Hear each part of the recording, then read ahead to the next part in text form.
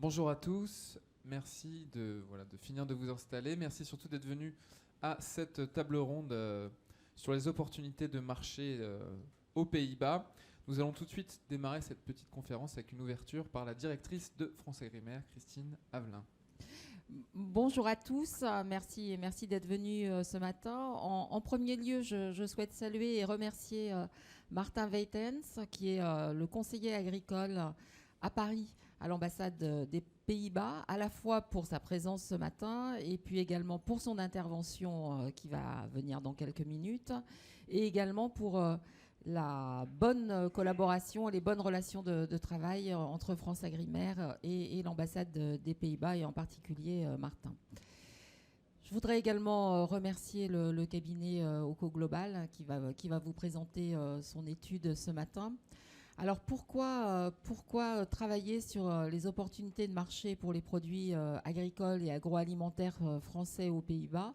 Eh bien déjà parce que nous avons pour habitude de beaucoup travailler sur les pays tiers et nous avons peut-être un peu négligé au cours des 10 ou 15 dernières années les autres États membres de l'Union européenne. Alors nous avons travaillé sur l'Allemagne il y a 2 ans ou 3 ans et maintenant nous travaillons sur les Pays-Bas qui est un grand pays à la fois producteur agricole et agroalimentaire, mais également un grand pays d'importation et d'exportation de ces produits-là grâce à son excellente logistique et notamment au port de Rotterdam qui occupe toujours la première place, qui est le premier port européen, le premier port européen et de l'Union européenne et qui donc joue un rôle important. Alors les Pays-Bas, c'est un client aussi important pour les produits agricoles et agroalimentaires français, puisque c'est le 7e pays dans la liste des pays clients de la France. Et puis je le disais tout à l'heure, c'est un grand importateur avec des importations de pays agricoles et agroalimentaires qui sont en croissance, puisque sur les 10 dernières années, les importations ont progressé de 40%, ce qui est quand même non seulement une croissance à 2 chiffres, mais proche, mais quand même très, très, très, très haute. Donc voilà, l'étude s'est focalisée sur un certain nombre de produits, aussi bien des produits végétaux que des produits animaux et des produits transformés. Vous savez que la France a aussi la particularité d'avoir une production agricole et une transformation agroalimentaire plutôt équilibrée entre les produits animaux et les produits végétaux. Donc nous nous sommes consacrés à tous ces produits qui vous seront détaillés prochainement. L'étude elle a pour objectif d'aider les filières françaises à se positionner, à positionner leurs produits, à identifier les opportunités de marché sur le marché des Pays-Bas, aussi bien pour la consommation aux Pays-Bas qu'également pour la réexportation vers d'autres pays. Donc voilà. Je ne vais pas poursuivre plus longtemps sur cette introduction. Je vous laisse la parole. Absolument. Eh bien, je vais inviter nos intervenants à nous rejoindre ici. Donc Martin Weiten, conseiller agricole à l'ambassade des Pays-Bas à Paris, Camille Serre de Oco Global et Léa Fouché de Oco Global. Alors autant on voit bien ce que c'est l'ambassade des Pays-Bas, autant peut-être que vous pouvez nous présenter Oco Global succinctement. Bonjour à toutes, bonjour à tous. Donc, merci beaucoup pour l'introduction. Effectivement, Oco Global, on est un cabinet de conseil international. On est nord-irlandais, mais voilà, nous avons également un bureau à Paris. Donc, Léa Fouché et moi-même, Camille Serre, nous sommes consultantes export chez Oco Global. C'est un cabinet qui a été fondé dans les années 2000 et qui est en fait spécialisé dans les investissements internationaux et le commerce international. L'objectif premier en fait de ce cabinet de conseil, c'est vraiment l'accompagnement des sociétés, notamment des PME, dans leur démarche d'internationalisation, que ce soit via les investissements, l'implantation de structures, d'usines, ou bien le développement donc business, enfin commercial, et développer de nouveaux marchés sur tout un panel de secteurs. Voilà, nous sommes très heureux de travailler pour France Agrimaire sur cette étude. Merci. On va peut-être commencer avec vous, Martin Weiten, surtout parce que donc voilà, à terme, cette étude, elle vise à aider donc les entreprises françaises, mais peut-être vous pouvez un peu nous peindre un premier tableau des tendances de consommation des Néerlandais. Qu'est-ce que consomment globalement les Néerlandais? Oui, d'accord. En tout cas, merci de m'avoir invité. Ça fait plaisir d'être ici. C'est une première parce que normalement, nous, on travaille sur les exportations des Pays-Bas vers la France. Et donc voilà, aujourd'hui, on se retrouve ici dans le sens inverse, mais c'est intéressant et agréable et on est partenaires et collègues. En fait, aussi dans la salle, il y a une collègue de l'ambassade, Marieke Riesmeijer, qui travaille dans l'équipe agricole avec moi. Mais il y a aussi une collègue de France Agrimaire, mais alors Hollande Agrimaire, c'est-à-dire l'organisation qui est, comme France Agrimaire, l'organisation qui promouvoit nos exportations. Donc c'est Sylvia Dorland, voilà, Sylvia. Donc c'est une collègue à vous, mais de l'autre côté. Il y a aussi d'ailleurs la Chambre de commerce franco-néerlandaise, Anouk, qui est là, voilà. Donc bon. Tout pour vous dire que c'est intéressant ce que vous faites et qu'on est bien content d'être ici. Alors, vous me demandez ce que sont les tendances aux Pays-Bas. 2 mots sur les habitudes culinaires gastronomiques aux Pays-Bas. Il faut savoir que traditionnellement, les Pays-Bas, enfin les Hollandais, mangent 2 repas froids par jour. Donc, c'est pas comme en France où on a 2 repas chauds. Non, chez nous, c'est beaucoup de sandwich, de tartines, c'est beaucoup de fromage, c'est beaucoup de charcuterie. Voilà, donc traditionnellement, le matin, mais aussi au déjeuner, c'est des tartines, c'est du pain, c'est des charcuteries, tout ça. Le soir, c'est des repas chauds. Traditionnellement, c'était donc des pommes de terre, des légumes cuits et de la viande ou du poisson. Et bien sûr, les pommes de terre ne sont plus de règle aux Pays-Bas. Il y a aussi beaucoup de consommation, bien sûr, de riz, de pâtes et de produits légumineux. On boit beaucoup de lait, beaucoup de produits laitiers, beaucoup de thé et de café. Bon, disons que pour ce qui est les influences... il y a beaucoup d'influences étrangères traditionnellement. C'est aussi le passé colonial. C'est un peu comme en France, le couscous a été adopté par les Français. Bon, chez nous, c'est pas le couscous, c'est la cuisine indonésienne, asiatique, mais aussi beaucoup d'influences italiennes et bien sûr françaises aussi, il ne faut pas oublier. Les Hollandais partent en vacances chaque année à l'étranger, vraiment en masse. Vous les voyez sur les autoroutes françaises. On connaît la France, on ramène des choses et quand on est de retour aux Pays-Bas, on aime bien aussi manger des produits qui font penser aux vacances. Voilà. Beaucoup de snacking. En fait, ça m'a touché quand je suis arrivé en France. Éviter de grignoter entre les repas. Aux Pays-Bas, traditionnellement, les gens grignotent entre les repas. Voilà, donc c'est le café avec un biscuit, c'est le réglisse, c'est la pomme. Bon, ça peut être de tout, mais beaucoup de snacking. Alors, côté tendance, le flexitarisme est plus ou moins de règle. Je pense que la plupart des Néerlandais diront qu'ils sont flexitariens. Qu'est-ce que ça veut dire? Ça ne veut pas dire qu'on mange pas de viande. C'est sûr qu'il y a 2 fois plus de végétariens aux Pays-Bas qu'en France. Et c'est sûr qu'on mange aussi beaucoup de produits sur base de protéines végétales. C'est très très développé. Ce qui est marrant, c'est que ça ne veut pas nécessairement dire qu'on mange donc moins de viande, parce qu'on a vu que pendant longtemps, la consommation des produits sur base de protéines végétales augmentait, tandis que la consommation de viande ne diminuait pas vraiment. D'accord, ça n'a pas d'incidence directe. Voilà, donc ça c'est assez surprenant. On s'occupe beaucoup du bien-être animal, ça c'est un grand thème aux Pays-Bas. On a aussi développé, je dois dire, un système de labels très innovateur et avec beaucoup de succès, je pense, les étoiles. C'est un système presque généralisé. Il y a beaucoup de supermarchés, comme le supermarché principal aux Pays-Bas, Albert Heijn, qui vend que des produits de viande labellisés avec ce système d'étoiles. Donc, faut voir que c'est devenu plus ou moins la norme d'avoir un label bien-être.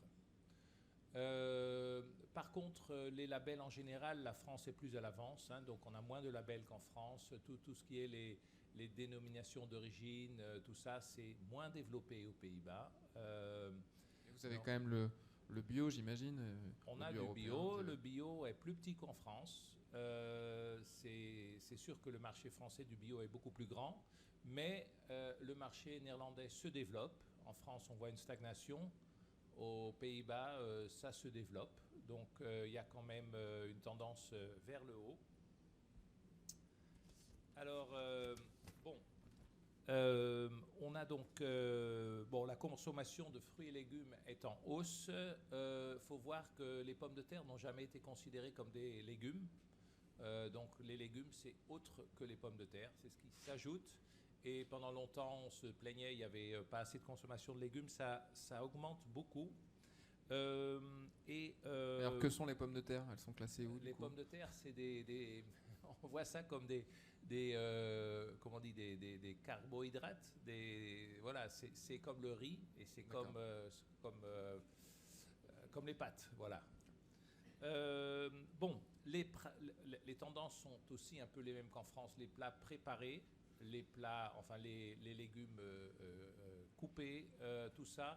Disons que le néerlandais typique est légèrement feignant côté cuisine, donc il aime bien acheter des produits faciles à cuisiner.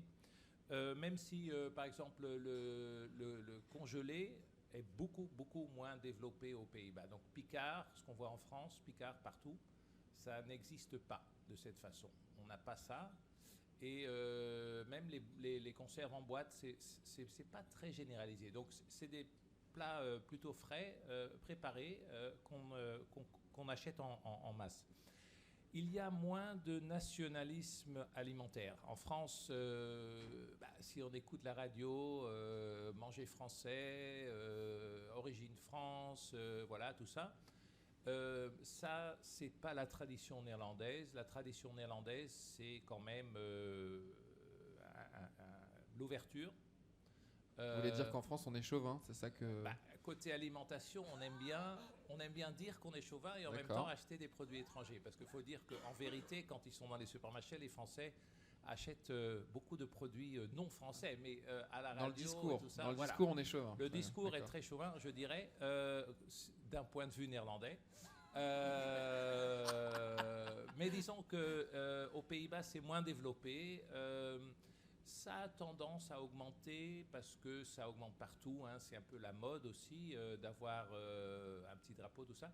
Mais c'est pas comme en France. C'est beaucoup moins développé. Et c'est une bonne nouvelle, je pense. Ça veut dire que le marché néerlandais est assez ouvert aux importations et aux produits étrangers. Une chose importante pour conclure, en France, les enfants mangent à l'école, il y a les cantines. Aussi, les fonctionnaires, beaucoup de gens mangent dans les cantines. Ça n'existe pas aux Pays-Bas. En fait, les enfants emmènent le sandwich de la maison. Et donc, ça fait qu'il y a moins disons, en France, on est un tout petit peu jaloux parce que, par exemple, le gouvernement français peut inciter à la consommation de certains produits par ses cantines. Donc, il y a une sorte de pouvoir public qui peut stimuler certaines consommations. Aux Pays-Bas, non, les cantines, c'est pas très développé. Les enfants emmènent à manger et même les fonctionnaires, on trouvera souvent les petites boîtes avec des sandwichs dedans. Il y a très peu de restauration collective en fait.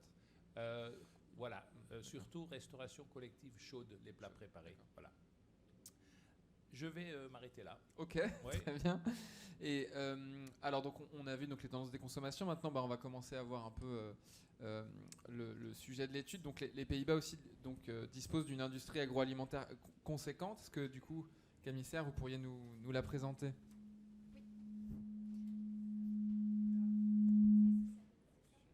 Oui. Non, ça devrait aller. Tu peux passer Léa.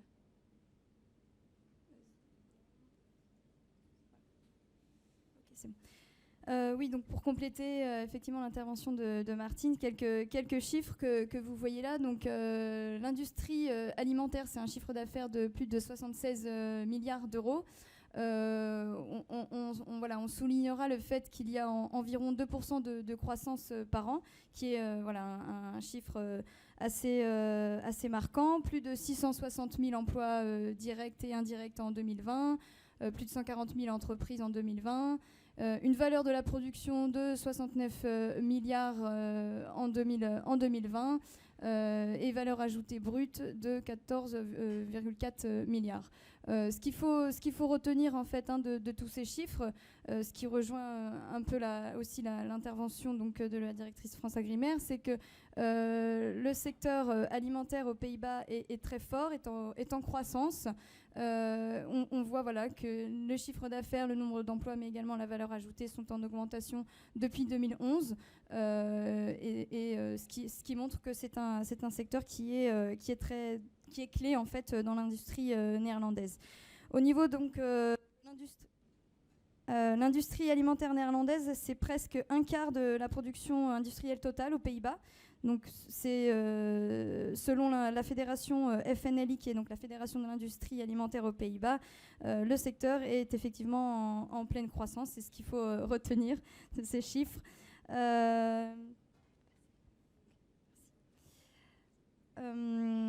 La crise du Covid a eu un léger impact, comme partout, mais c'est vrai que sur l'industrie agroalimentaire aux Pays-Bas, l'impact a été plutôt faible.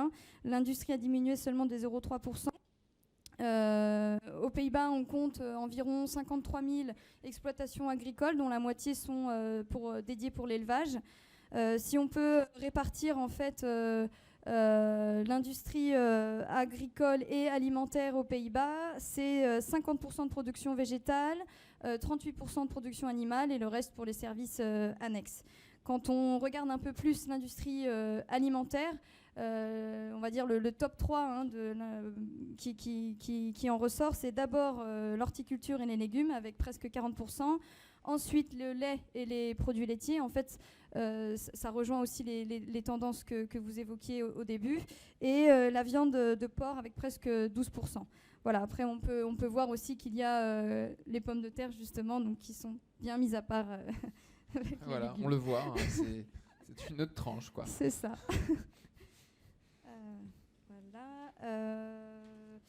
J'avais quelques noms d'acteurs à citer. Ça peut être peut-être en lien, oui, avec effectivement la Food Valley. En fait, voilà. Alors, je me déplace. Donc, la Food Valley, c'est cette province-ci. La ville de Wageningen se trouve à peu près par ici. Désolée si je prononce pas correctement. Wageningen, c'est une des principales universités avec un centre de recherche très développé sur tout ce qui est technologie, innovation agroalimentaire. Pour être tout à fait honnête, nous, voilà, on a vraiment pu constater ça en lisant tous les rapports publiés par le centre de recherche, l'université Wageningen. Donc avec l'université d'Utrecht, ces deux universités font partie du top 10 en fait, des universités européennes sur tout ce qui est alimentaire et agroalimentaire. Donc la région de la Food Valley, c'est donc la province avec les universités, les centres de recherche et plus de 200 entreprises PME, mais également grandes entreprises et centres de recherche, laboratoires, etc., dédiés à l'innovation agroalimentaire. Le NIZO, donc c'est un centre de recherche appliquée privé qui travaille principalement sur 3 axes de développement. Tout ce qui est bactéries pour justement tous les process et les innovations de fermentation, produits fermentés, nouveaux produits laitiers sans lactose, enfin sans bactéries lactiques, donc à base de champignons. Il y a également effectivement tout ce qui est protéines alternatives qui est développé, tout ce qui est aussi pas économie circulaire, mais agroalimentaire circulaire, etc. Ensuite, voilà, des instituts et des fédérations qui sont également présentes. Et voilà, juste pour citer quelques acteurs. Donc, Unilever, qui est un gros player de l'agroalimentaire et qui a récemment acquis une start-up qui est justement spécialisée dans les protéines alternatives. Voilà, donc vraiment, la Food Valley, c'est l'écosystème clé pour développer des nouveaux produits, pour beaucoup effectivement de grands groupes en fait choisissent d'implanter un centre de recherche sur cette région. C'est là voilà, où il y a tout qui se joue en fait sur l'innovation agroalimentaire. Et voilà.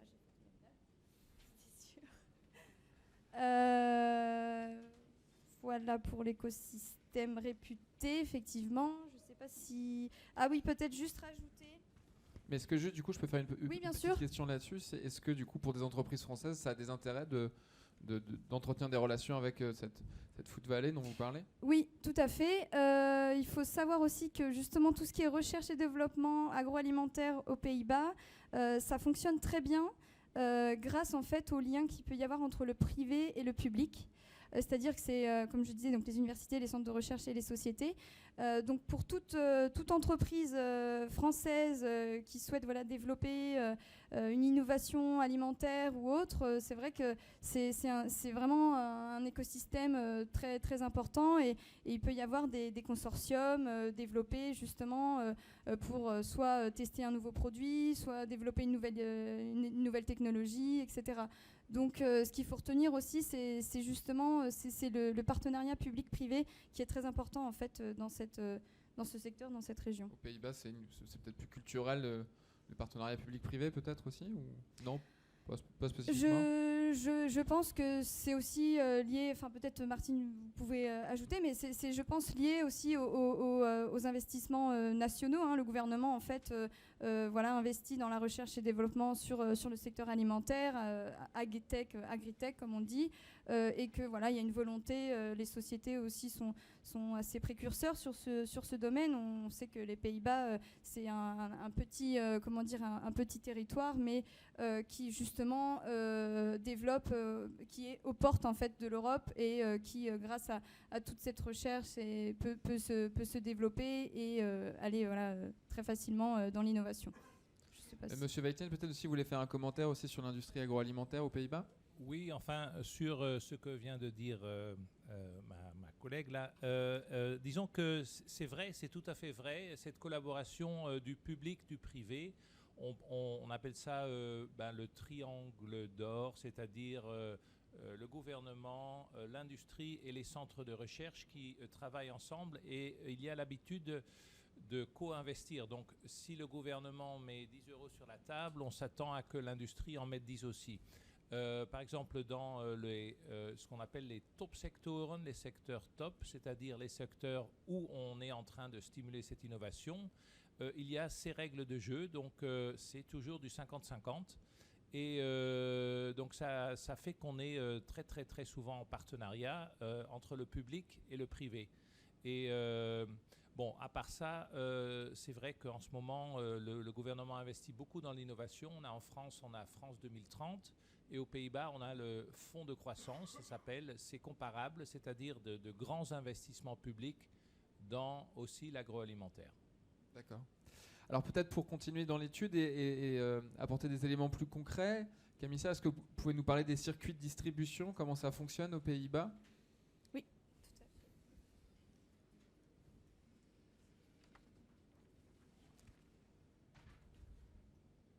Donc ça, voilà, c'est un schéma assez clair en fait pour comprendre le circuit de distribution aux Pays-Bas dans l'alimentaire.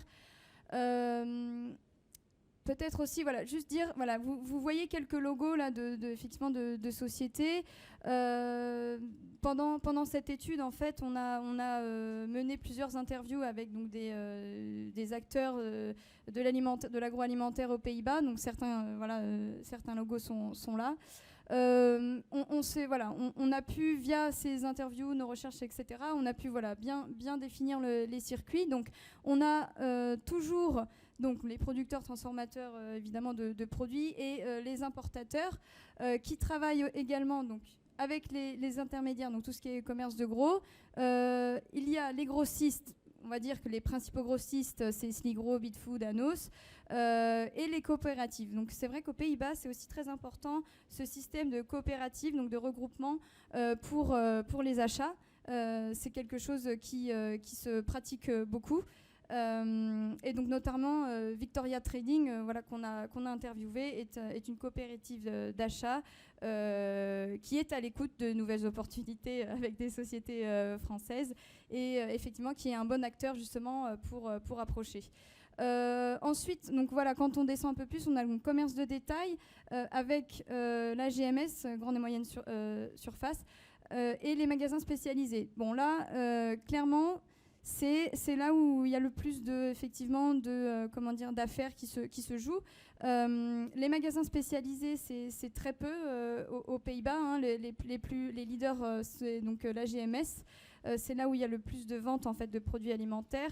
C'est 48 milliards de chiffre d'affaires le commerce de détail. Mais par exemple, pour la GMS, il me semble que c'était presque 40 milliards. Les leaders, c'est Albert Heijn et Jumbo, qui représentent presque 60% des parts du marché. Donc c'est vraiment les gros acteurs. Voilà, j'ai mal prononcé Albert Heijn, désolée aussi. Mais c'est vraiment les gros acteurs de la GMS. Et ensuite, on a également le food service qui représente presque 10 milliards de chiffre d'affaires en 2021. Ce qu'il faut retenir de ce schéma, c'est que, en tout cas pour une société alimentaire française, il faut soit elle va directement contacter les importateurs, soit les coopératives d'achat, soit directement les retailers, la GMS. Voilà, sachant qu'en fonction du produit, c'est peut-être pas la même approche, etc. En tout cas, c'est les trois acteurs clés, j'ai oublié les grossistes, pardon, à retenir. Alors les Pays-Bas sont aussi quand même très connus pour leur port, pour l'exportation, l'importation. Peut-être Léa Fouché, vous pouvez nous en toucher un mot sur notamment pour les entreprises françaises, les possibilités de réexportation. Oui, alors déjà dans un premier temps, j'aimerais juste évoquer le commerce extérieur néerlandais qui est très important aux Pays-Bas. Donc tout d'abord, c'est le deuxième exportateur mondial après les Pays-Bas. Et oui, les États-Unis, excusez-moi. Et avec un excédent commercial de 46,1 milliards d'euros. Donc on comprend que les Pays-Bas sont un acteur clé en fait de l'importation et de l'exportation. Pour en venir à la réexportation, donc en fait déjà pour vous donner une définition claire, donc on a utilisé celle du CBS qui est l'Institut national des statistiques néerlandais. Et il s'agit donc de marchandises transportées via les Pays-Bas qui sont temporairement la propriété d'un résident néerlandais sans aucune transformation significative, puis réexportées vers d'autres pays, majoritairement européens, puisque ce sont des pays voisins. À l'inverse, le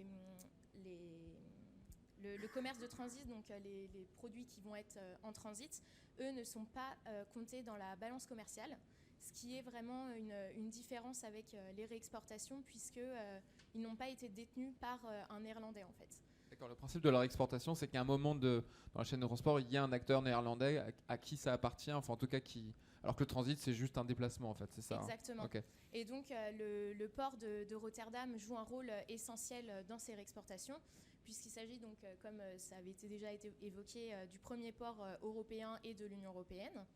Donc, en fait, de nombreux produits tels que, par exemple, l'avocat, qui est le produit phare de la réexportation, va être importé par donc une société néerlandaise aux Pays-Bas, notamment de l'Amérique latine, pour ensuite être réexporté vers des pays européens, puisque les Pays-Bas sont une porte d'entrée sur l'Union européenne. Et peut-être, Martin Weiten, vous avez d'autres exemples concrets sur la réexportation ? Oui, disons qu'on parle beaucoup du port de Rotterdam, c'est vrai, mais il ne faut pas oublier aussi le port d'Amsterdam. Par exemple, pour le cacao, c'est le plus grand port mondial. En France, on n'oublie jamais le port d'Amsterdam, c'est très connu. Il y a de très belles chansons là-dessus. Je crois. Oui. Disons que donc il y a le port d'Amsterdam pour certains produits et notamment le cacao, c'est quand même un exemple assez typique. C'est le port d'entrée du cacao en Europe et de là ça part en Allemagne, en Suisse, en Belgique, etc. J'ai appris que les ports ça se spécialise énormément. Donc apparemment le cacao c'est Amsterdam. Bon. Il y a aussi l'aéroport d'Amsterdam qui joue un rôle important. Par exemple, je prends l'exemple des fleurs. C'est donc l'aéroport est tout près du grand marché d'Aalsmeer où passent toutes les fleurs des Pays-Bas. Mais ce qui est intéressant, c'est que par exemple, il y a aussi des fleurs produites dans le sud de la France, Côte d'Azur, qui transitent par ce marché-là et retournent parfois en France après. Donc je sais que sur la Côte d'Azur, il y a des producteurs de fleurs qui choisissent de vendre leurs fleurs via le marché d'Aalsmeer. Ça arrive par avion, hein, il y a un vol direct entre Nice et Amsterdam. Et il y a des vols cargo bien sûr aussi. Et voilà, après ça repart parfois à Paris, ça va à Rungis, ça repart en France. Mais apparemment les prix sont meilleurs. Un autre exemple qui peut aussi irriter, mais c'est le poisson qui est pêché, souvent par des pêcheurs néerlandais, il faut le dire, mais qui est mis à terre, je ne sais pas, débarqué à Boulogne-sur-Mer, qui est un port très important pour la pêche, mais aussi un marché très important. Mais la plupart de ce poisson-là part à Urk, c'est une ville aux Pays-Bas, où est donc vendu ce poisson. Et après, il peut très bien retourner en France parce que la consommation des poissons aux Pays-Bas n'est pas très très grande. Donc c'est un exemple aussi où on choisit de vendre les produits par un marché aux Pays-Bas parce que les prix sont meilleurs. Et la logistique est très bien développée. Donc ça, c'est des exemples un peu comme ça. Un peu concrets. Mais du coup, peut-être, est-ce qu'il y a des exemples de produits français qui donc sont réexportés aux Pays-Bas mais qui ne reviennent pas en France, enfin, qui partent ailleurs dans le commerce international? Il y a des choses comme ça? Oui, il y en a. Après, nous, malheureusement, on dirait, on ne peut pas vraiment suivre... ce qu'on sait, c'est que 30% des produits importés par les Pays-Bas d'origine française vont être destinés à la réexportation.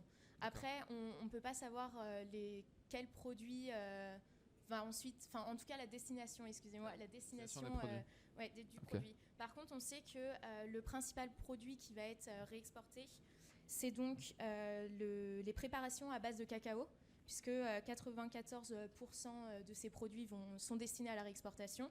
Et il y a également les boissons alcoolisées qui ont à peu près 139 millions d'euros de produits sont destinés à la réexportation. C'est toujours étonnant de voir les boissons alcoolisées en haut du tableau. C'est l'un des produits phares français qui sont importés bien sûr, réexportés évidemment. aux Pays-Bas. Peut-être qu'on va passer maintenant, parce que sûrement il y a des entreprises aussi ici présentes, aux recommandations qui découlent de l'étude. Je pense que c'est ce qui nous intéresse le plus dans le concret. Oui, alors du coup, comme disait Camille, on a réalisé des entretiens avec des acteurs néerlandais et de nombreux points en fait ont été soulevés. On a notamment des points, des recommandations sur la business culture, donc les différences de la business culture néerlandaise et française, qui peut parfois être un gap en fait entre les entreprises et donc bloquer, on va dire, le partenariat. On a également des recommandations concernant l'approvisionnement qui a joué un point clé, notamment avec le Covid, vu qu'il y a eu des problèmes. Maintenant, c'est un point que les entreprises néerlandaises suivent de près. On a donc, comme on le disait, sur les tendances avec le végétarisme et le véganisme, donc avec le développement des protéines alternatives, et qui rejoint un peu le point de l'innovation sur les produits, donc pour des produits plus innovants, mais également au niveau du packaging. Et tout ce qui est durabilité, label, donc avec le label des étoiles, donc le Beter Leven, qui est très populaire aux Pays-Bas. et également le facteur prix qui est essentiel pour les Néerlandais. Donc pour développer un petit peu la durabilité, les labels, donc les points essentiels, c'est que les Néerlandais cherchent des produits plutôt environnementaux, qui Respectueux de l'environnement. Voilà, qui prennent en compte le bien-être de l'animal. Donc ça, c'est le premier label aux Pays-Bas, le Beter Leven, donc avec le système d'étoiles, qui est spécifique aux Pays-Bas et qui est très développé, comparé à d'autres labels, comme par exemple le biologique, agriculture biologique, qui est un peu moindre. Par contre, il y a également le label On the Way to Planet Proof, qui est en grande expansion. Tout ce qui est durabilité, on a également donc sur les packaging recyclables avec moins de plastique. Et les Néerlandais sont également en recherche de produits plus sains. Donc on parlait des produits de commodité, des plats préparés, mais également plus sains, donc avec plus de légumes. Donc pourquoi pas des protéines alternatives. Ce genre de produits sont vraiment demandés par les acteurs néerlandais. D'accord. Et Camissa, peut-être que vous voulez détailler un peu ces recommandations ? Oui, merci.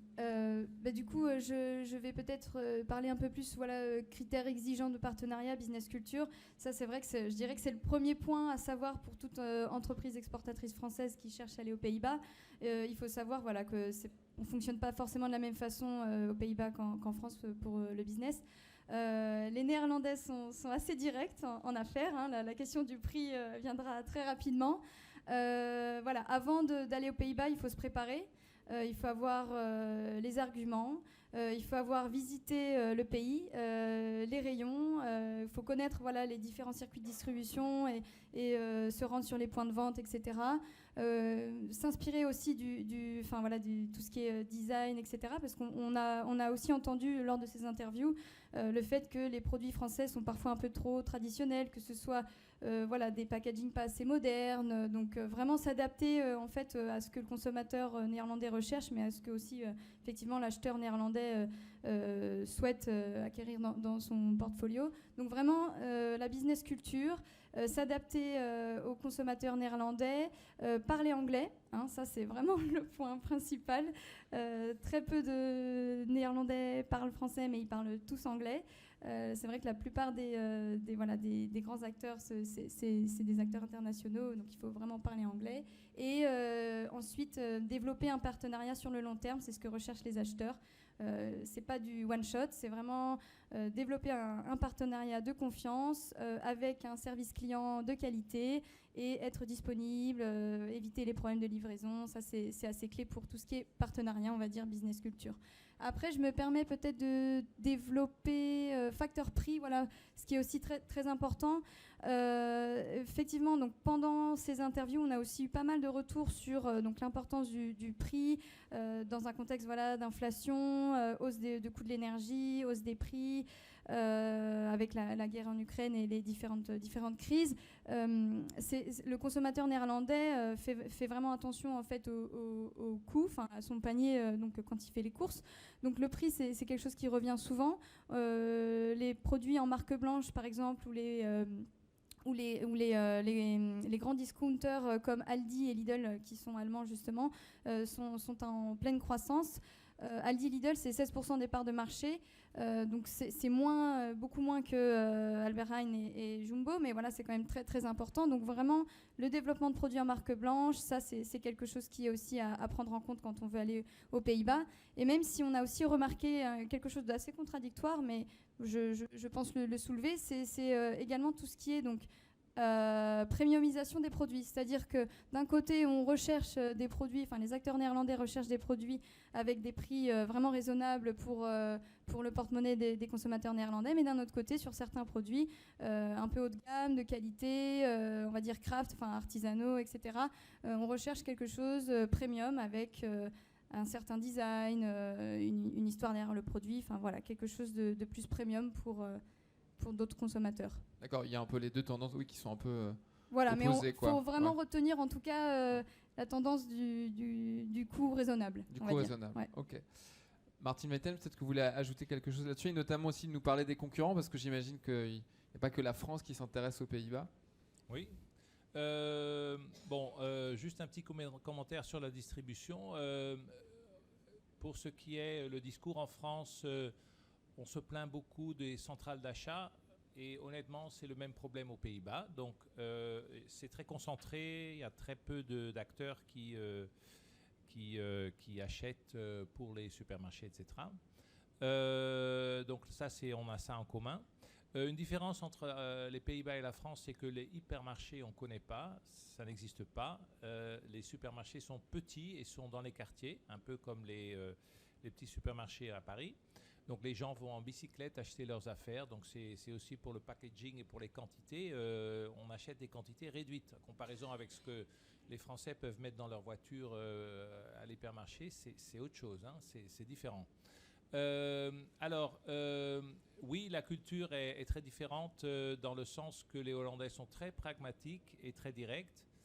La bonne nouvelle, c'est que c'est un marché quand même très ouvert.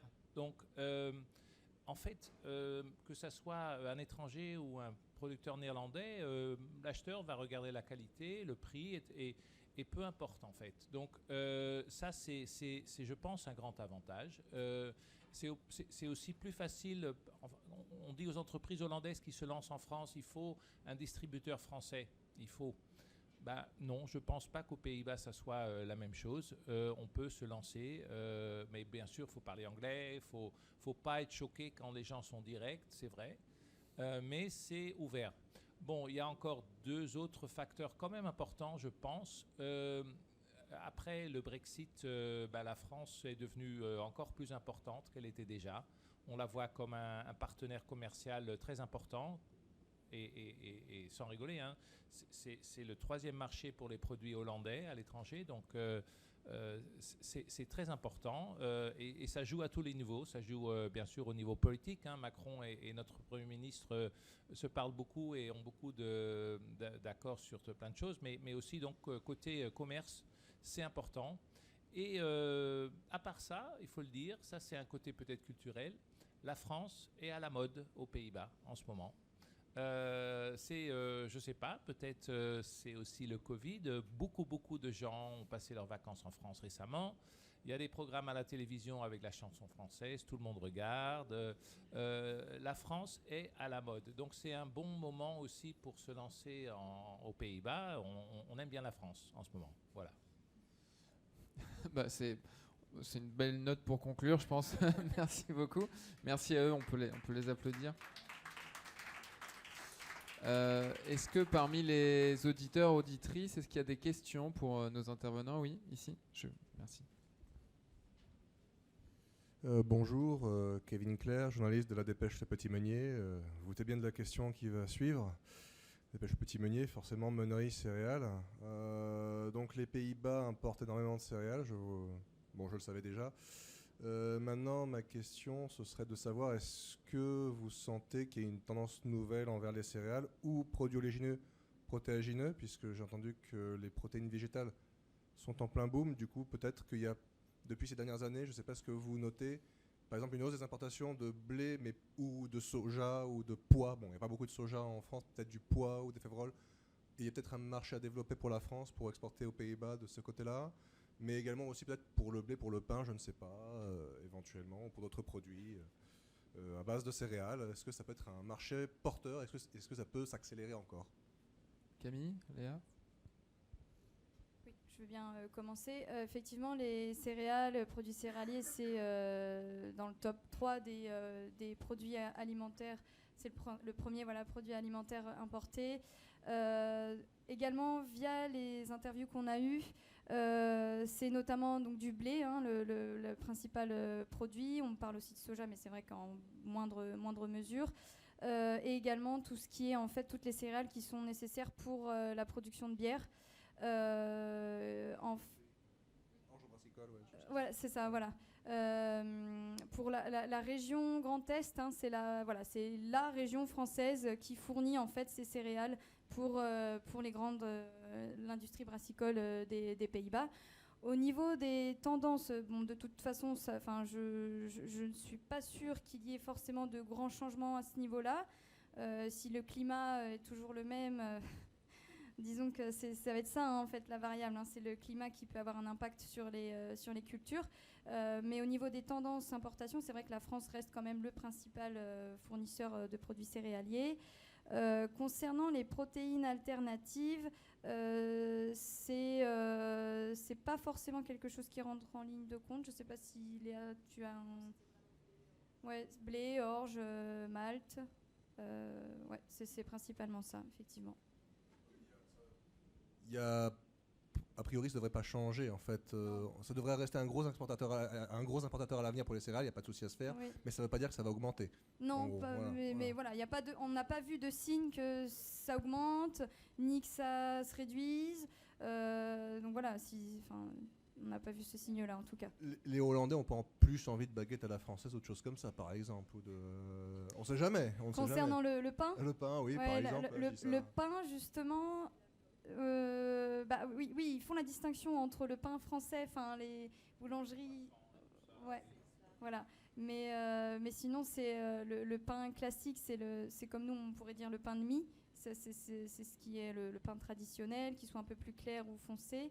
Mais voilà, on n'a pas vu de signaux qui pouvaient nous faire entendre qu'il y aurait un boom des céréales. Voilà.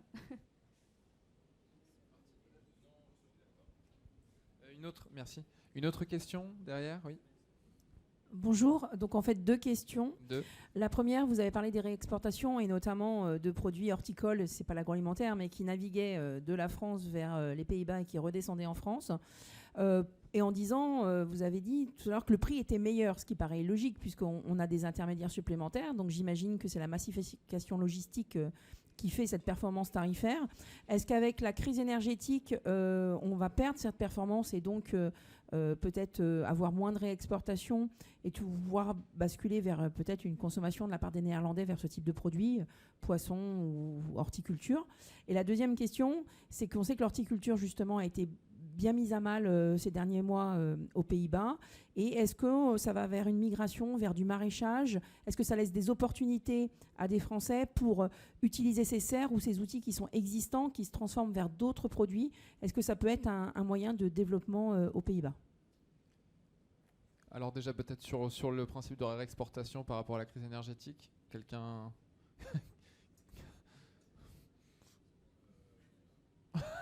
C'est une question qui ne suscite pas l'enthousiasme. Martine, peut-être. Je pense que c'est des très grands marchés avec des prix qui restent intéressants, et du moment que les prix sont intéressants, les produits vont affluer. Maintenant, c'est intéressant de voir si le problème des serres peut donner des opportunités au maraîchage et aux fleuristes français. Ça, c'est intéressant. Je sais qu'il y a eu déjà pas mal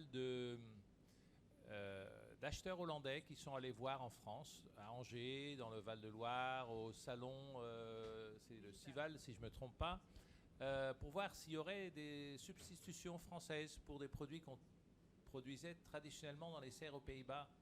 Et ça jouait beaucoup il y a 6 mois quand les prix étaient énormes. Et Marie, qui est ma collègue qui est ici, elle en sait plus, mais c'était un peu un feeling double. En principe, la France pourrait, avec un climat plus doux, fournir des produits qui deviennent trop chers à produire dans les serres aux Pays-Bas. Donc en principe, il y a des opportunités. Après, il faut aussi... ces entreprises françaises devraient un peu se concentrer sur ce qu'est le produit qu'on veut. Je sais qu'on disait que c'était un peu traditionnel ce que les serristes français, enfin les producteurs de fleurs français avaient à livrer. Donc il y a aussi une question d'adéquation. Mais en principe, il y aurait peut-être des possibilités. C'est quelque chose à suivre. C'est bien, quel que soit le domaine, on a toujours l'impression que les Français sont traditionnels et que les Pays-Bas sont à la pointe de la modernité. Mais c'est pas complètement faux. D'autres questions ? Personne. Une question par rapport aux tendances de consommation. Est-ce qu'au niveau gouvernemental, il y a des programmes pour inciter ou recommander la consommation de certains types d'aliments? Je pense notamment en France où on appuie sur tout ce qui tourne autour des protéagineux Est-ce que ce sont le même type de recommandations et à quelle fréquence c'est remis en question ou réévalué?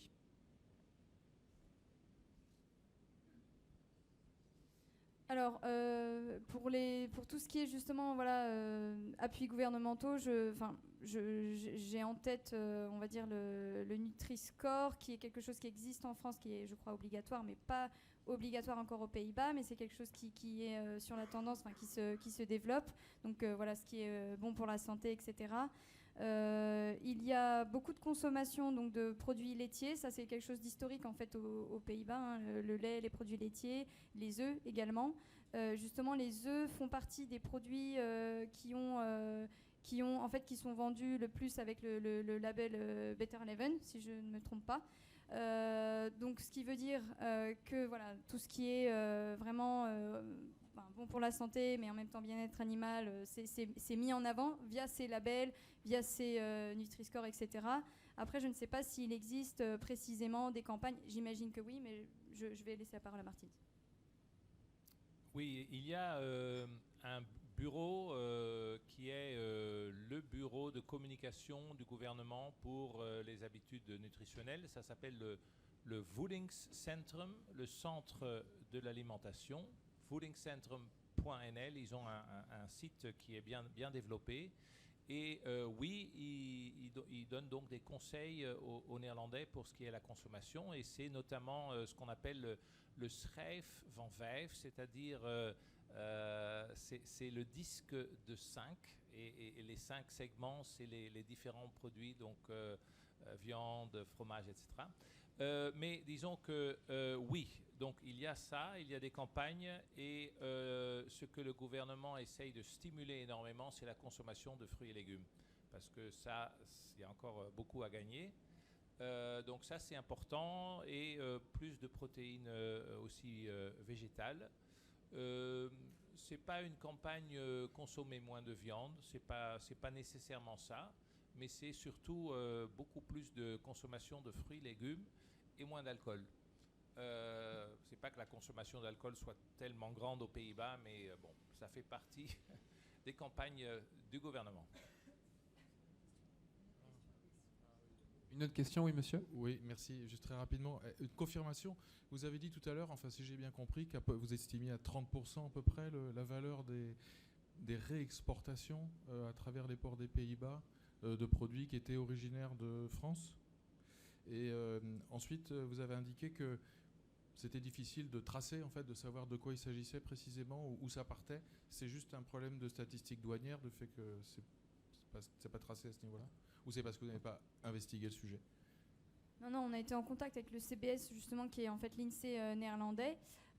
Et donc, on sait quels sont les produits français qui sont importés pour la réexportation, mais impossible de tracer de tous ces produits français pour la réexportation dans quel est le pays de destination, en fait. Ça, c'est une information que même, en fait, le CBS n'a pas. Donc, on ne l'a pas non plus. Voilà. Est-ce qu'il reste des questions parmi les auditeurs et les auditrices? Oui. Encore une concernant le secteur de la viande. Un cochon ou un poulet, c'est un sac de gras, basiquement. Est-ce que vous avez détecté... La Hollande exporte beaucoup de viande de porc et de volaille, hein, si je ne m'abuse. Est-ce que vous avez détecté des changements de tendance, moindre ou plus d'exportation de ces produits-là, plus ou moins apparemment, la consommation de viande ne bouge pas, il n'y a pas de raison que ça bouge, ou qu'est-ce que vous pouvez dire sur ce secteur de la viande exactement?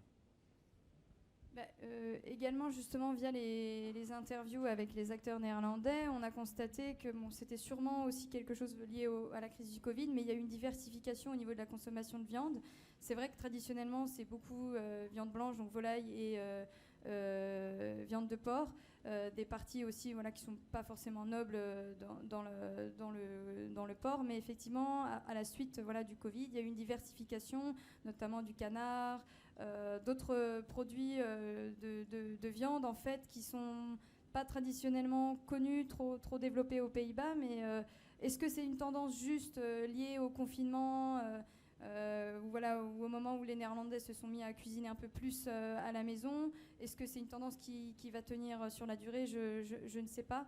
Mais en tout cas, il y a eu une diversification au niveau de la consommation de viande, ça c'est certain.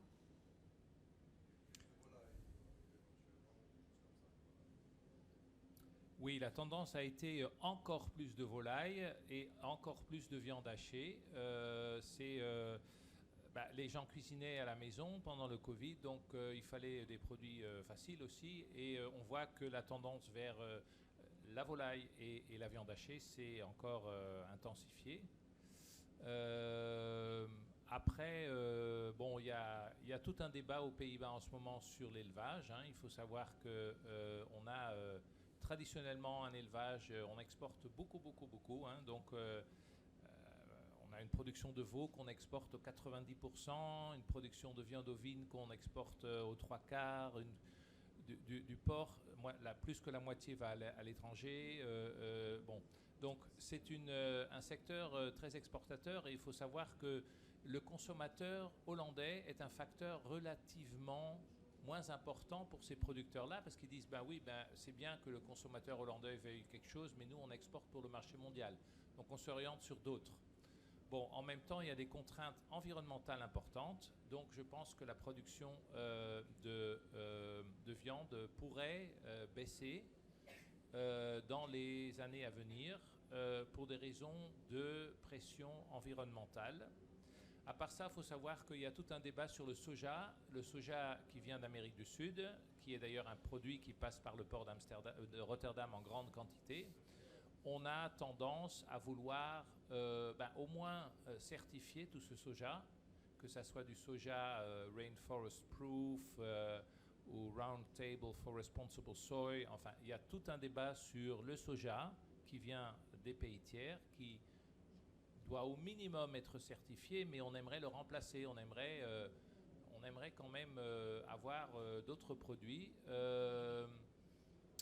Donc plus de protéines produites en Europe, aux Pays-Bas. Les Pays-Bas ont un plan de protéines comme la France. C'est d'ailleurs une obligation européenne d'avoir un plan de protéines. Mais bon, il y a donc les mêmes discussions. Ici en France aussi, on parle beaucoup soja sud-américain. On essaye de limiter ça. Bon, c'est les mêmes tendances aux Pays-Bas. Et la volaille, excuse-moi, Non mais j'ai oublié, du coup c'est pas grave. la volaille, c'est combien à peu près l'exportation de volaille? C'est 30%? Dans l'étude, vous l'aurez? Non, là je n'ai pas les chiffres en tête. En tout cas, si la production de viande baisse aux Pays-Bas, ça peut impacter indirectement la consommation de viande avec le aliments. Il y a quand même une possibilité directement. Si je comprends bien. Oui, mais aussi on pourrait penser que tout ce qui est grain pourrait potentiellement être réutilisé dans les protéines alternatives. Donc je ne pense pas que ça va beaucoup changer, ça reste stable. Il n'y a pas vraiment d'indicateur qui indique une diminution ou une augmentation. Je pense que ça va vraiment rester stable.